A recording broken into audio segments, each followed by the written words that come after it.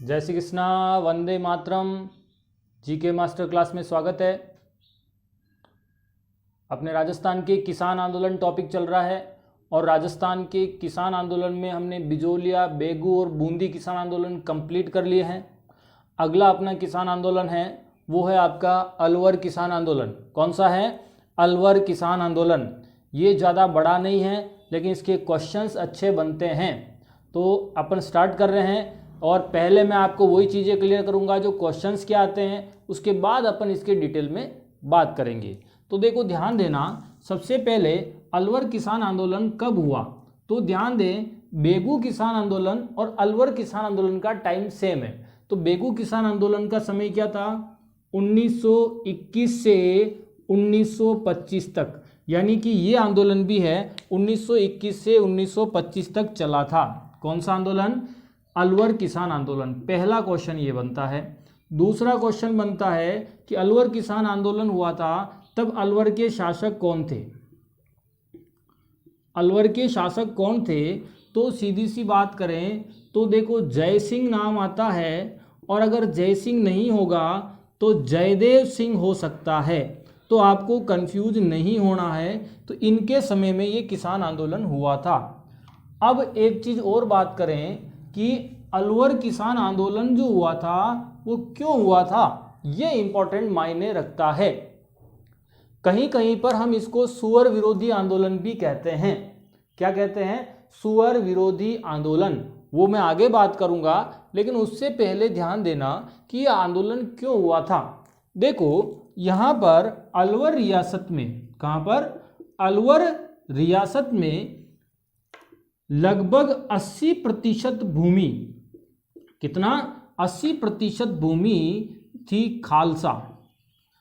खालसा। मैंने आपको बेगू, बिजोलिया, बेगू और बूंदी आंदोलन समझाया था, तब मैंने खालसा का अर्थ बताया था कि खालसा का 3 अर्थ बताए थे मैंने। एक खालसा सिख संप्रदाय का पंथ है, एक खालसा दादू पंथ का उपवर्ग है और एक खालसा क्या है? राजकीय भूमि या राजा या राज्य की भूमि, जो सरकारी भूमि कह सकते हो।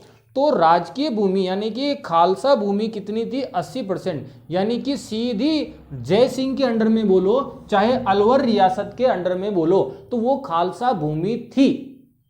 तो पहली बात तो इस भूमि पर किसान खेती नहीं कर सकते।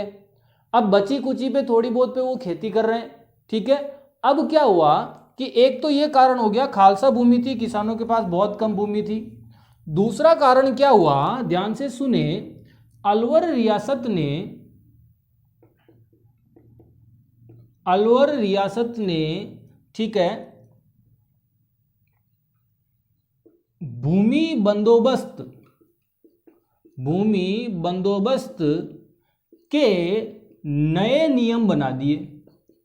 क्या बना दिए? नए नियम बनाए थे। ध्यान देना, जब नए नियम बनाए तो यहां पर एक तो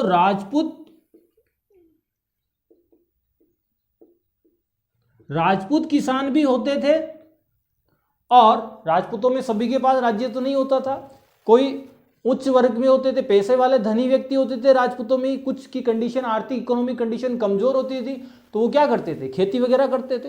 तो राजपूत किसान और ब्राह्मण किसान, ध्यान से समझना, तो राजपूत किसान और ब्राह्मण किसानों के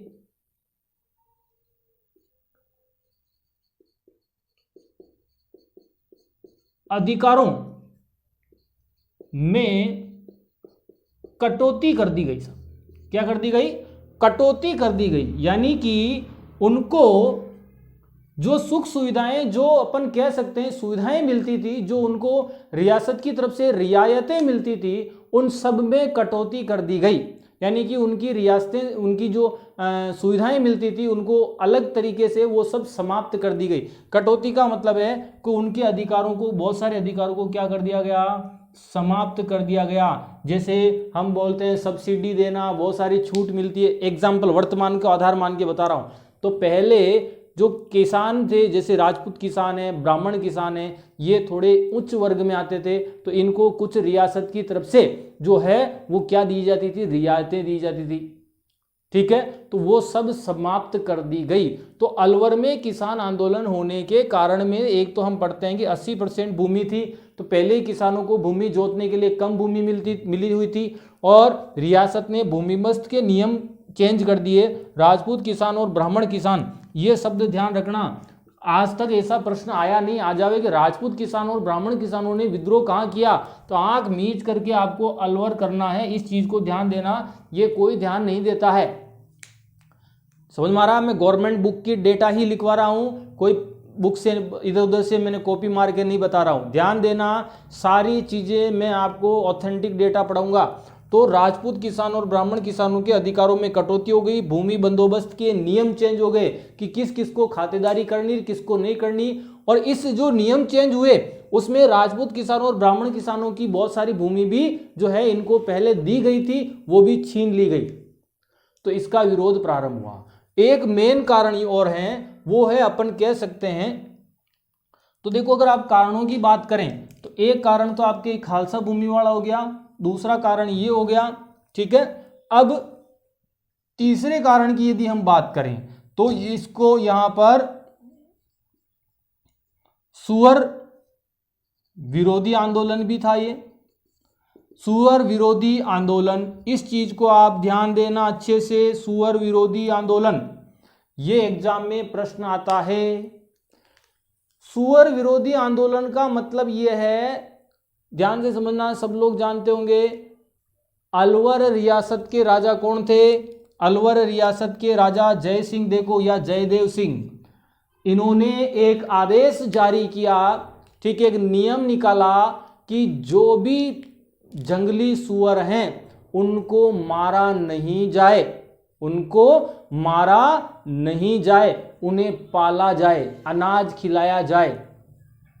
समझ में आ रहा? अब आप मेरी बात सुने, 80% खालसा भूमि थी जिसमें जंगल भी आते थे, तो अलवर के आसपास जो भी जंगल वाला, आज आप भी जानते हो अलवर में आपको ध्यान होगा सरिस्का अभ्यारण्य है, तो पूरा जंगल वाला बेल्ट है, जंगली जानवर खूब थे, जंगली सुअर जो थे, तो रियासत ने क्या किया, और जंगली सुअर पहले बहुत यूज आते थे, शिकार खेलने जाते थे, मांस जो है अपनी सेना के लिए, लोगों के लिए जो मांस के लिए भी वो जो है जाने जाते थे। तो शिकार, तो कहने का मतलब है कि जंगली सुअरों को मारने पर प्रतिबंध लगा दिया था किसने, जय सिंह जी ने। तो अब मेरी बात ध्यान देना, आंदोलन क्यों हुआ? पहली बात तो 80% भूमि जो है खालसा भूमि है। दूसरी बात, भूमि के जो नियम बना रखे थे, भूमि बंदोबस्त खातेदारी करने के नियम भी, इस किसान को इस कंडीशन पर ये भूमि खाते की जाएगी या ये कंडीशन रही तो खाते से हटा दी जाएगी, तो वो नियम कड़े कर दिए गए, कठोर कर दिए गए, जिसमें से जो राजपूत किसान और ब्राह्मण किसान थे जिनको छूट मिली हुई थी वो सब समाप्त कर दी गई। तो ये एक विरोध का कारण था, और एक कारण और था सुअर विरोधी आंदोलन। तो एग्जाम में ये दोनों आज तक नहीं आए हैं, आपको याद रखना है, और सुअर विरोधी आंदोलन है ये एग्जाम में पूछा जाता है, तो अलवर में यहां तक है।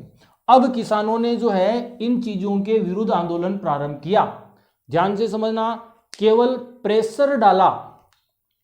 अलवर के कुछ राजपूत किसान जो हैं, राजपूत किसान हैं, वो दिल्ली गए और वहां पर जो है क्षत्रिय महासभा संगठन का जो चल रहा था, सभा चल रही थी, उसमें जाकर के इन्होंने अपनी समस्याएं रखी, और दबाव पड़ा बाद में किस पर, जय सिंह या जयदेव सिंह अलवर के शासक पर।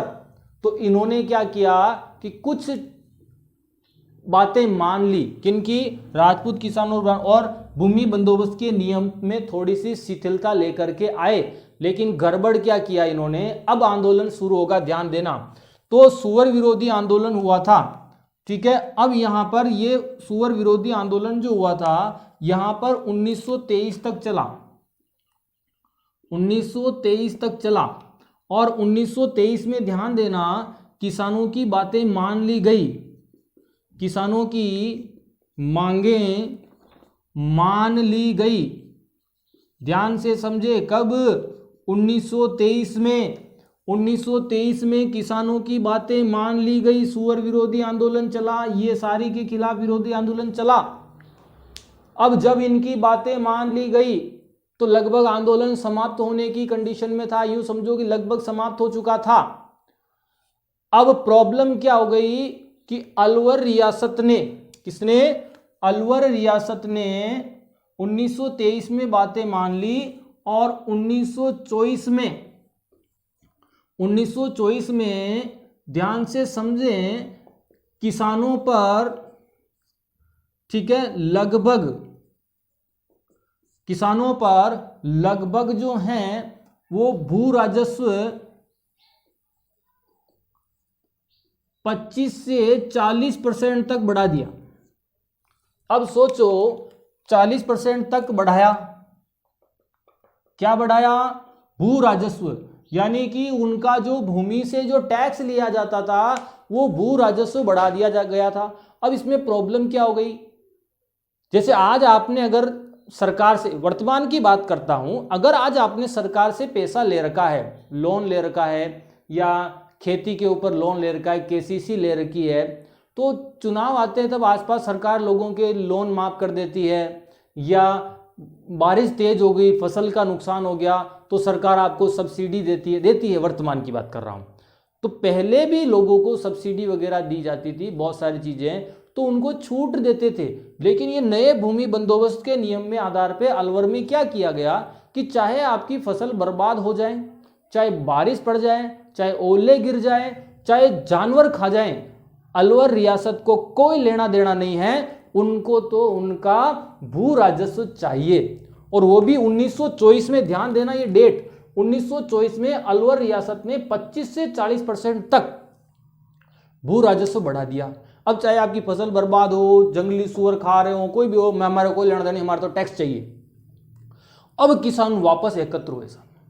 तो अब जब दोबारा किसान एकत्र हो रहे हैं तो वो सुअर विरोधी के आंदोलन में नहीं हो रहे, अब वो किसके लिए हो रहे हैं कि साहब पहले ही ऑलरेडी 80% भूमि खालसा है, आपने नियम कठोर बना रखे हैं, ठीक है, चलो एक परमिशन दे दी सुअर मारने की, लेकिन आपने भू राजस्व बढ़ा दिया। ये अगर मेरा जैसा किसान होए तो मैं तो ये बोलूंगा भी इतना, जितना आप राजस्व वसूल कर रहे हो इतना तो सुअर ही नहीं खाते थे, इससे चाहे वापस सुअर छोड़ दो। अरे नहीं आ रहा समझ में, आ रहा होगा आपको। तो कहने का मतलब है किसान कह रहे हैं पहले तो और भी अच्छी स्थिति थी, आप तो और 25 से 40% भू राजस्व बढ़ा रहे हो, कौन देगा पैसा इतना, कहां से लाए। तो फिर वापस 1925 में आंदोलन चालू हो गया। 24 में इन्होंने भू राजस्व बढ़ाया और 1925 में, 24 में ही स्टार्ट हो गया था वैसे, तो ये वापस पुनः आंदोलन प्रारंभ हुआ, पुनः आंदोलन प्रारंभ हुआ।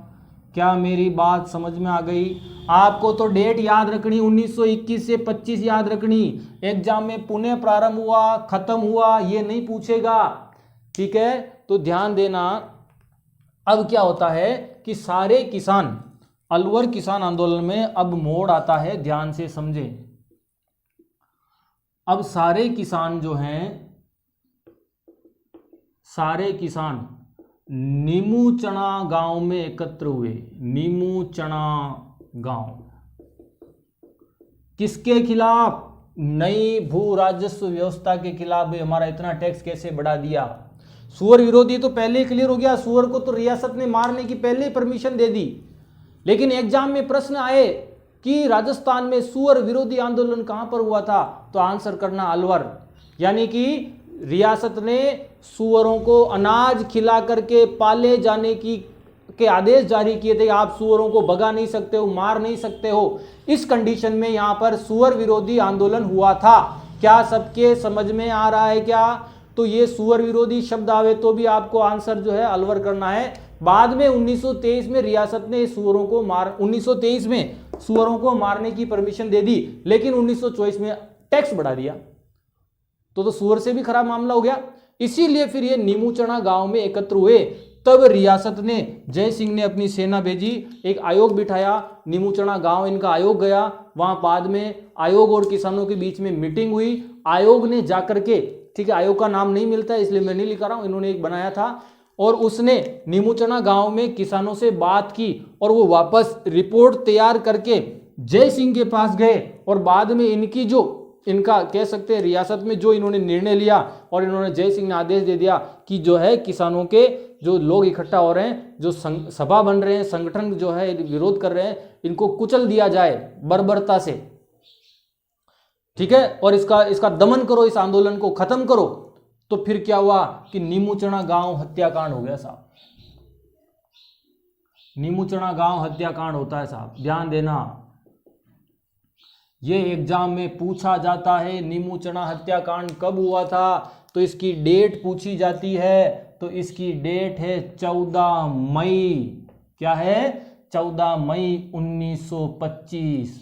ये एग्जाम में डेट बहुत पूछी जाती है, तारीख तक याद रखना। देखो मैंने कल या उससे पहले की क्लास में 2 इंपॉर्टेंट तारीखें याद दिलाई थी आपको, या याद करवाने का प्रयास किया था। ठीक है, याद करवाने का प्रयास किया। अगर आपको यहाँ ऊपर नहीं दिख रहा है तो मैं नीचे लिख सकता हूँ।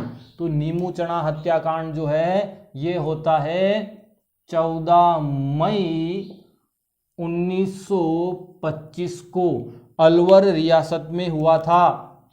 ये ध्यान देना, 14 मई 1925 को कौन सा हत्याकांड हुआ? नीमूचना हत्याकांड हुआ था। रट लेना इसको। जैसे मैंने इससे पहले मैंने बेगू किसान आंदोलन में, ठीक है, गोविंदपुरा हत्याकांड पढ़ाया था 13 जुलाई 1923, रट लेना। उसके बाद बूंदी में डाबी हत्याकांड पढ़ाया था 2 अप्रैल 1923, रट लेना। और उसके बाद ये जो आपके नीमूचना हत्याकांड है ये 14 मई 1925, रट लेना।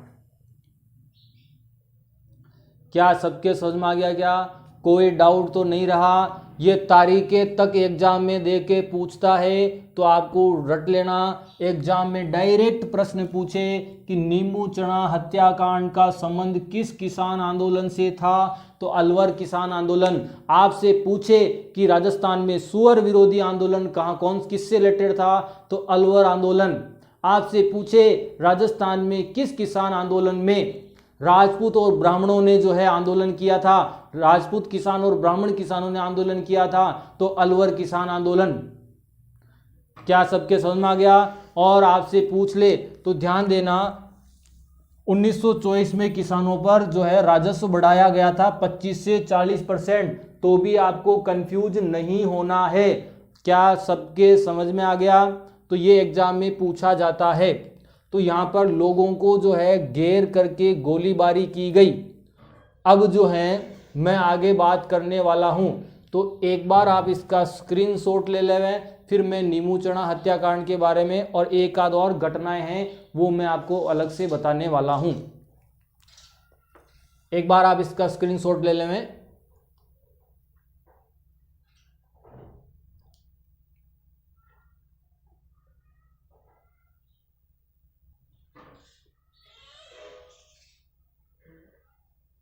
ओके, अब आपको ध्यान देना है,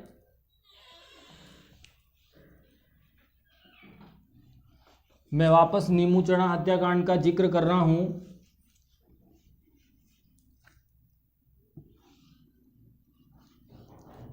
एक चीज और बता देता हूं कि अलवर किसान आंदोलन में कोई भी किसान नेता का जीके में नाम नहीं मिलता है कि यहाँ पर कौन नेता था या अलवर किसान आंदोलन का नेतृत्व किसने किया था। यदि किसी बुक में लिख रखा है तो आपने कहीं पढ़ा हो या किसी ने पढ़ाया तो मुझे सेंड करें, क्योंकि व्यक्ति का नाम नहीं मिलता है। इस चीज़ का विशेष ध्यान देवें। अब हम बात कर रहे हैं वापस नीमूचना हत्याकांड की। मैं थोड़ा सा वापस जिक्र करूंगा आपसे। तो अलवर किसान आंदोलन के समय में, अलवर किसान आंदोलन कब हुआ था? 1921 से 25, और उसमें नीमूचना हत्याकांड जो है वो फेमस है। ये एग्जाम में पूछा जाता है नीमूचना हत्याकांड। तो ये नीमूचना गांव का नाम है और नीमूचना हत्याकांड हुआ था 14 मई 1925 को। ठीक है, अब नीमूचना हत्याकांड में व्यक्ति का मैं फिर बोल रहा हूं कोई नाम नहीं मिलता है और कई किसान मारे गए। कई किसान मारे गए। गवर्नमेंट की बुक में तो 100 से ज़्यादा किसान लिख रखे हैं, तो अपने को टेंशन नहीं लेनी है। तो कई किसान मारे गए, बस ये ध्यान रखना है, संख्या नहीं पूछी जाती है। ठीक है ना, संख्या आपसे नहीं पूछी जाएगी। अब ये नीमूचना हत्याकांड हुआ था, इस बर्बरता के बारे में गांधी जी ने क्या कहा, ये प्रश्न आता है। गांधी जी गांधी जी ने इस नीमूचणा हत्याकांड के बारे में क्या कहा, तो वो क्वेश्चन आता है, गांधी जी ने नीमूचणा हत्याकांड को जलियांवाला, ध्यान से समझना, मैं जलियांवाला बाग वाला मैटर राजस्थान जीके में बहुत कंफ्यूज होता है, मैं इसी क्लास में आपको अभी का अभी क्लियर करवाऊंगा ताकि भविष्य में आप कभी कंफ्यूज नहीं होए, सारे डाउट क्लियर करूंगा इसी क्लास में। को जलियांवाला बाग हत्याकांड से भी विभत्स का मतलब होता है बुरा, बुरा है ना, बताते हुए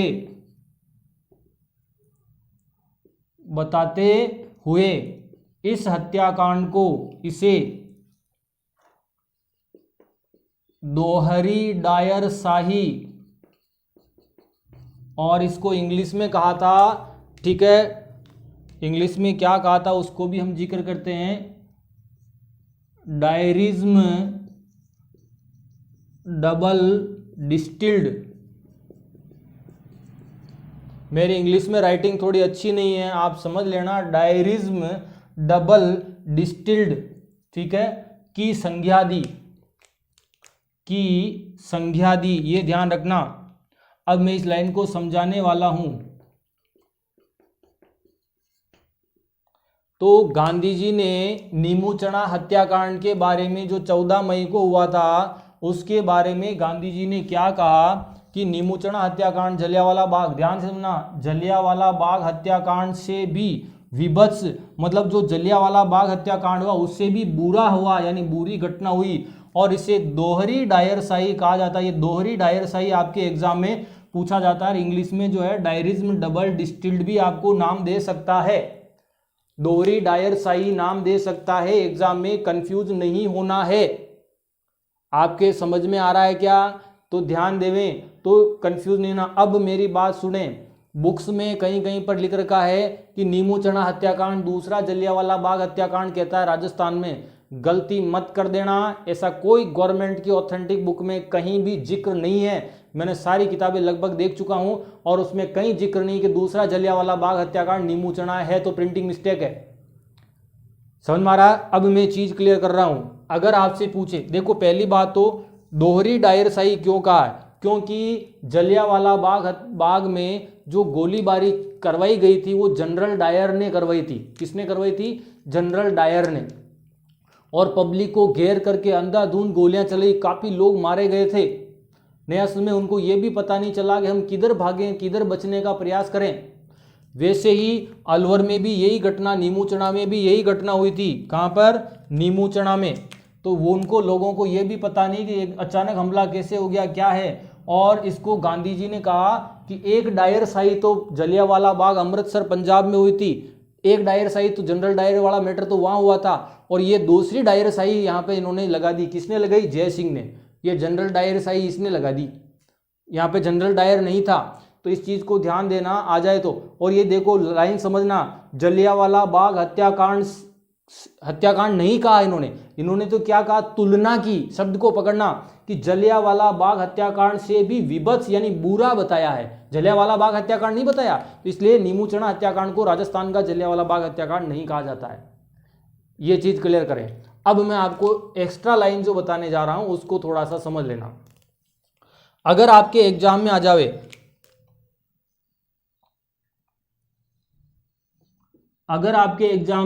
तो कंफ्यूज नहीं होना है। क्या कंफ्यूज नहीं होना है? आपसे पूछ लेवे राजस्थान का जलियांवाला बाग हत्याकांड,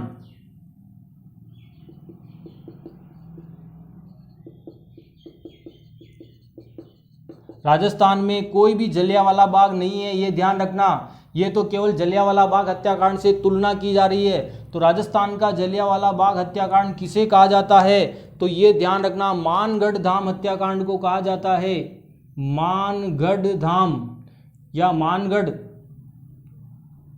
अभी तो मानगढ़ धाम बोलते हैं, पहले मानगढ़ धाम नहीं कहते थे, तो मानगढ़ हत्याकांड कह सकते हो। अभी जीके में तो पहले यही कहना है, मानगढ़ धाम शब्द तो बाद में पढ़ा है, तो पहले ये मानगढ़ पहाड़ी वाला मैटर है। मानगढ़ हत्याकांड पूछे तो 1913 ईस्वी, ठीक है, मानगढ़ हत्याकांड को कहा जाता है। और ये मानगढ़ स्थान कहाँ पर है उसका भी हम जिक्र कर लेते हैं। तो मानगढ़ वाला जो स्थान है ये है आपके बांसवाड़ा में, बांसवाड़ा, और बांसवाड़ा में मानगढ़ पहाड़ी है, ये भी ध्यान रखना। मानगढ़ पहाड़ी पर यह घटना हुई थी और वहाँ पर मानगढ़ हत्याकांड कब हुआ था? 1913 में। और वो जो है भीलों के मेन व्यक्ति, जो भीलों को राजस्थान में सबसे पहले संगठित नेतृत्व देने वाले व्यक्ति थे, उनका नाम था गुरु गोविंद गिरी। वो जब सभा ले रहे थे 1913 में, तब गोलीबारी हुई थी। कई कई किताबों में मानगढ़ हत्याकांड 1908 लिख रखा है, लोग 1908 भी पढ़ा देते हैं। आपको नहीं माननी है, गवर्नमेंट की बुक में तक 1908 लिख रखा है, कुछ गवर्नमेंट की बुक में 1913। अगर 1908 होता तो 2008 में मानगढ़ हत्याकांड के 100 वर्ष की शताब्दी नहीं मनाते, 13 में क्यों मनाई फिर? तो इसलिए ध्यान रखना 2013 में मानगढ़ हत्याकांड की जो है 100 वर्ष की जो वर्षगांठ शताब्दी मनाई गई थी 2013 में। तो 1900 वर्ष हुए थे, वो 1913 ही आपको याद रखना है। आपसे पूछे राजस्थान का जलियांवाला बाग हत्याकांड, मानगढ़ हत्याकांड 1913 बांसवाड़ा कांस्टेबल के पेपर में आ चुका है। अब एक चीज और क्लियर कर रहा हूं, कुछ बुक्स में नीमड़ा हत्याकांड को मानगढ़ राजस्थान का जलियांवाला बाग हत्याकांड लिखा हुआ है, वो भी नहीं मानना है। आपसे पूछे कि हत्याकांड राजस्थान का जलियांवाला बाग हत्याकांड किसे कहा जाता है, तो मानगढ़ हत्याकांड को कहा जाता है।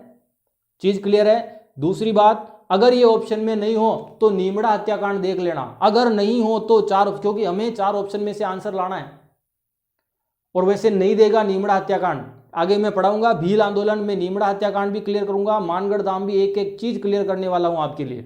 इसलिए मैं कहता हूं कि जीके मास्टर क्लास में आपके हर डाउट क्लियर होंगे। क्या सबके समझ में आ गया? डाउट जब तक मैं क्लियर नहीं करूंगा आगे नहीं पढ़ाऊंगा, बस आपको मेरे साथ जुड़ करके चलना है। समझ में आ गया? ना तो मैं फालतू की चीज पढ़ाऊंगा, ना कचरा पढ़ाऊंगा, मैं आपको एग्जाम के पॉइंट ऑफ व्यू से ही पढ़ाऊंगा जो एग्जाम में प्रश्न आते हैं।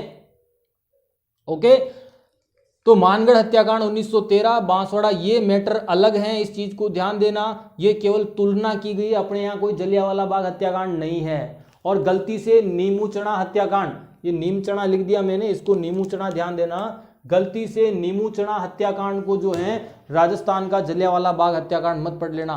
कहीं कहीं पर राजस्थान का दूसरा जलियांवाला बाग हत्याकांड भी लिख रखा है, तो नहीं पढ़ना है। एग्जाम में अगर ध्यान से समझना, एग्जाम में आ जाओ राजस्थान का जलियांवाला बाग हत्याकांड, मानगढ़ धाम हत्याकांड, दूसरा जलियांवाला बाग हत्याकांड आ जाए तो भी मानगढ़ करना है, बाकी इसका कोई मैटर एग्जैक्ट नहीं है। ओके, ध्यान देना, आंसर जलियांवाला बाग हत्याकांड। तुलना की गई, विभत्स बोला है तो फिर नीमूचना जाएगा, गांधी जी ने बोला था। क्या मेरी बात समझ में आ गई? ओके, अब आगे ध्यान देना।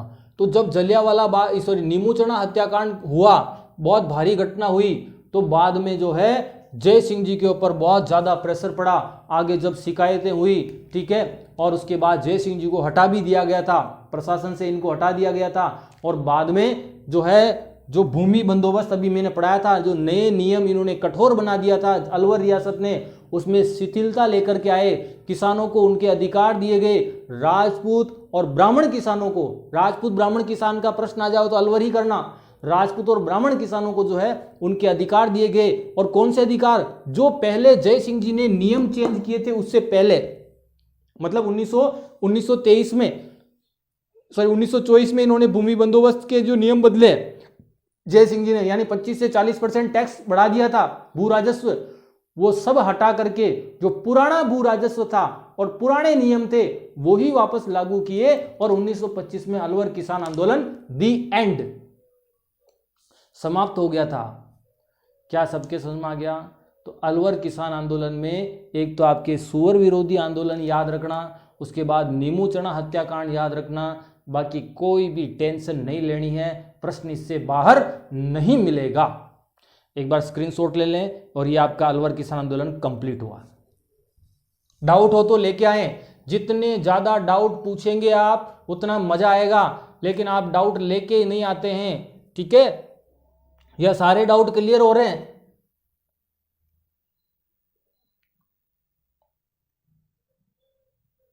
ओके,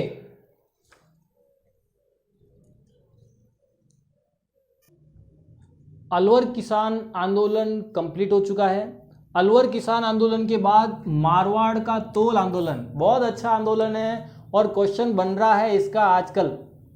डायरेक्ट प्रश्न, बहुत छोटा आंदोलन है और डायरेक्ट प्रश्न बनता है कि तोल आंदोलन कहां पर हुआ था। तो ध्यान देना, मारवाड़, और मारवाड़ ऑप्शन में नहीं हो तो दो चीज ध्यान रखो, एक तो इसका सन पूछ ले, मारवाड़ की जगह जोधपुर हो सकता है। तो आपके तोल आंदोलन कहां हुआ था, या तो मारवाड़ देगा या जोधपुर देगा। और ये आंदोलन हुआ था 1920-21 में। कब हुआ? 1920-21 में मारवाड़ का तोल आंदोलन था। बहुत छोटा आंदोलन है, बहुत क्वेश्चन आएगा तो लोग बहुत कम कर पाएंगे। और इसके जो नेतृत्वकर्ता थे, अलवर किसान आंदोलन में कोई नेतृत्वकर्ता नहीं मिलता है, फिर बोल रहा हूं, नेतृत्वकर्ता चांदमल सुराणा। कौन थे? चांदमल सुराणा। आपसे डायरेक्ट प्रश्न करेगा कि मारवाड़ के तोल आंदोलन का प्रणेता या नेतृत्वकर्ता कौन था, तो चांदमल सुराणा। एक चीज और बता देता हूं कि तोल आंदोलन से ही, ध्यान से समझना, तोल आंदोलन से ही मारवाड़, तोल आंदोलन के बाद से ही कर सकते हैं, तोल आंदोलन के बाद से ही, ध्यान से समझना, तोल आंदोलन के बाद से ही मारवाड़ में किसान आंदोलन प्रारंभ हुए थे। किसान आंदोलन प्रारंभ हुए थे, ये चीज बहुत इंपॉर्टेंट है। तोल आंदोलन के, यानी कि मारवाड़ में पहले किसान आंदोलन नहीं थे। मारवाड़ में वैसे लोगों पर ज्यादा टैक्स नहीं लगते थे। क्यों? क्योंकि मारवाड़ में पूरा रेगिस्तानी एरिया है, मानसून बरसात कम होती थी, भूमि का बहुत ज्यादा भाग जो है बंजर था, रेतीला भाग है, खेती नहीं हो पाती थी, जितनी हो पाती थी वहां मैनेज होता था, तो इसीलिए वहां पे किसानों पे ज्यादा टैक्स नहीं थे। लेकिन मारवाड़ में एक तोल आंदोलन चालू हो गया और तोल आंदोलन से प्रेरित होकर के ही मारवाड़ के आगे के जितने भी किसान आंदोलन हुए वो सब तोल आंदोलन से प्रेरित थे। तो तोल आंदोलन बिजोलिया आंदोलन से या अन्य किसान आंदोलन से प्रेरित नहीं था। यहां केवल एक तोल आंदोलन, तोल का मतलब होता मापना, मापने की इकाई, इस मापने की इकाई की वजह से आंदोलन हुआ। और वो आंदोलन कैसे हुआ आप 2 सेकंड में समझे, अभी क्लियर हो जाएगा। और आपके इसका नेतृत्वकर्ता पूछ ले तो चांदमल सुराणा करना। अब ये तोल आंदोलन था क्या, इसको भी अपन क्लियर कर लेते हैं। ये तोल यानी मापने की इकाई से प्रारंभ हुआ। मापने की इकाई क्या थी, इस मापने की इकाई को ध्यान से समझना, अच्छे से समझ में आ जाएगा। मारवाड़ रियासत कौन सी है? मारवाड़ रियासत में तोलने की इकाई क्या थी उसको ध्यान से समझे। तो 100 तोले के बराबर 1 सेर होती थी। यानी कि 100 तोला जो है, 100 तोला, तोला जानते हो, सोना लेने जाते हो, 1 तोला 10 तोला, 1 तोले में 10 ग्राम समथिंग होता है, 1 तोले में 10 ग्राम, 2 तोले में 20 ग्राम समथिंग। तो मारवाड़ में पहले ये किलो के बाट के हिसाब से बहुत कम तुलता था, यानी कि 100 तोले के बराबर 1 सेर होता था और 1 सेर लगभग 1 किलो के बराबर होता था। ये मारवाड़ में तोलने की इकाई थी। मारवाड़ में तोलने की इकाई 100 तोले के बराबर 1 सेर होता था। अब ध्यान से समझें, जबकि अंग्रेजों की इकाई तोलने की इकाई, जो वो अंग्रेजों की तोलने की इकाई थी वो थी 80 तोले के बराबर 1 सेर होती थी। 80 तोले के बराबर 1 सेर होती थी। क्या सबके समझ में आ गया? क्या चीज क्लियर हो गई? अगर यदि किसान जो है समझना, 1 किलो सामान बेच रहा है, बात समझना, तो उसको 80 तोले के हिसाब से जो है वो पैसा मिलेगा, पूरे 100 तोले के बराबर पैसा नहीं मिलेगा। लेकिन मारवाड़ रियासत में अगर 1 किलो चीज अगर कोई बेच रहा है तो उसको जो है 100 तोले के हिसाब से पैसा मिलेगा, यानी 20 का डिफरेंस आ रहा है। कितना डिफरेंस आ रहा है? 20 का। तो मारवाड़ रियासत ने क्या किया, ध्यान से समझना, कि अंग्रेजों की जो मापने की या तोलने की इकाई थी 80 तोले के बराबर 1 शेर, वो नियम, अंग्रेजों का नियम मारवाड़ में लागू कर दिया। मैं लिख नहीं रहा हूं ज्यादा, बस समझा रहा हूं। तो मारवाड़ में ये गणित आपसे नहीं पूछेगा एग्जाम में, समझ में आ रहा है? यूं नहीं कि पाई आर स्क्वायर लगा के आंसर निकालो, अब ऐसा नहीं आता है। मारवाड़ रियासत में तोलने की इकाई 100 तोले के बराबर 1 शेर थी, अंग्रेजों की तोलने की इकाई 80 तोले के बराबर 1 शेर थी।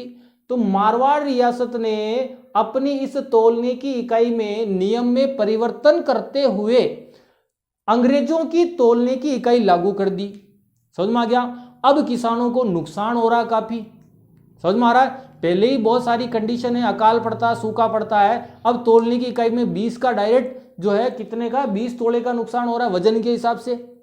ऐसी स्थिति में किसान एकत्र हुए और उन किसानों का चांदमल सुराणा ने नेतृत्व किया। तो आपके एग्जाम में डायरेक्ट चांदमल सुराणा पूछा जाता है। इसने नेतृत्व प्रारंभ किया और मारवाड़ रियासत पर जबरदस्त दबाव डाला, बहुत बड़े लेवल पर आंदोलन किया, और उसके बाद मारवाड़ रियासत को मचक मचक करते हुए अपना नया जो नियम लागू किया उसको हटा करके जो पुराना नियम था मारवाड़ में तोलने की इकाई, जो पुरानी पद्धति थी, उसी को दोबारा लागू किया इन्होंने, और आंदोलन समाप्त हो गया। इसलिए तोल आंदोलन में नवरी टेंशन नहीं लेनी है, आपको सिर्फ 2 चीजें याद रखनी है जो मैं बता रहा हूं। तोल आंदोलन कहां हुआ था? मारवाड़। न मारवाड़ नहीं हो तो जोधपुर। कब हुआ? 1920-21 में। नेतृत्व कौन कर रहा है? चांदमल सुराणा। बात समझ में आ गई? और ये तोलने की इकाई एग्जाम में नहीं पूछी जाती है। और एक लाइन ये जरूर ध्यान देना कि तोल आंदोलन के बाद से ही, देखो लाइन ध्यान से समझना, तोल आंदोलन के बाद से ही मारवाड़ में किसान आंदोलन प्रारंभ हुए। तो मारवाड़ में किसान आंदोलनों का प्रणेता आंदोलन कौन सा है? तोल आंदोलन। बात समझ में आ गई? अगर आप पेन और रजिस्टर कॉपी कुछ लेके बैठे हो तो एक लाइन एक्स्ट्रा और लिखना चाहो तो लिख लो। अगर आपसे पूछ ले एग्जाम में, अगर आपसे एग्जाम में पूछ ले, ध्यान से समझना, कि किस रियासत में मादा पशुओं की निकासी पर प्रतिबंध लगाया गया था? मादा पशु का मतलब समझ में आ गया? बहुत सारी जगह आपको ध्यान होगा, बैल खरीद के ले जाते हैं, भैंसे जो है, भैंस, नर भैंसा वो खरीद के ले जाते थे, बहुत सारे मांस के लिए ले जाते थे, सारी चीज़ों में बाहर निर्यात कर दिए जाते थे भैंसों को, पशुओं को, और मादा पशुओं को भी बेच देते थे। समझ में आ रहा है? आप समझ गए होंगे, ठीक है? तो जैसे कत्ल खाने में ले जाते हैं, सीधी सी बात है। तो मारवाड़ रियासत में जबरदस्त विरोध हुआ। मैं आपको बता दूं, राजस्थान में सबसे ज्यादा पशु जो है आज की तारीख में, पश्चिमी राजस्थान में, मारवाड़ क्षेत्र में आज भी सबसे ज्यादा पशु। तो मादा पशुओं की निकासी का आदेश दे दिया मारवाड़ रियासत ने, उनको पशुओं को ले जाओ बेचो। तब मारवाड़ में जबरदस्त विरोध हुआ कि मादा पशुओं को क्यों बेचा जा रहा है। तो आपसे प्रश्न आ जावे कि राजस्थान में मादा पशुओं की निकासी को रोकने के लिए आंदोलन किस रियासत में हुआ था? तो वो भी मारवाड़ रियासत में हुआ। लेकिन उस आंदोलन का मारवाड़ रियासत से कोई लेना देना नहीं है, बस मुझे एक्स्ट्रा लाइन पढ़ाते समय याद आ गई और आपको मैंने बता दी। समझ में आ गया? आज की क्लास में हम यहीं पर फिनिश करते हैं। मुझे आशा है आपको दोनों आंदोलन अच्छे से समझ में आए होंगे। अब आगे और भी अपने इंपॉर्टेंट आंदोलन आने वाले हैं, तो आप मेरे से जुड़े रहें और मेरी क्लासेस लगातार देखें। Okay, thank you. ठीक है, एक बार स्क्रीनशॉट ले लें।